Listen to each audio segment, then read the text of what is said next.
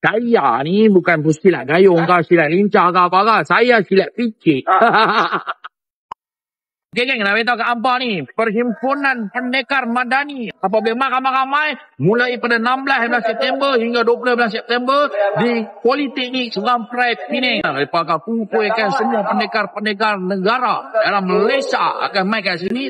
Jadi akan ada demonstrasi silat, ada pertandingan silat, olahraga ke seni ke apa ke, semua akan ada kat sini. Dan kemuncak dia adalah apa? Adalah PMX kita, Datuk Seri Anwar Ibrahim akan ditabalkan sebagai Imam Khalifah Agung Pusaka Gayung. Jadi apabila ramai-ramai, ada banyak aktiviti menarik kat sini, berkampung kat sini, makan jangan risau, banyak booth menarik kat sini dan juga ada benda-benda yang berkaitan dengan silat, pakaian, tanjak, apa-apa, semua dah. Jadi apabila ramai, siapa lagi nak menghargai warisan dan budaya kita kalau bukan kita sendiri? Kita yang nak memperkenalkan, nak memperkembangkan, kalau kita juga. Jadi mula daripada kita. Jadi ramai-ramai, tak main, bukan tak mana. Dan yang paling penting, Himpunan Pendekar Madani ni bukan sahaja untuk silat-silat gayung, apa silat, apa pun lah. Main saja, tak ada masalah. Macam Mamu sendiri daripada seni silat, pertubuhan silat picit.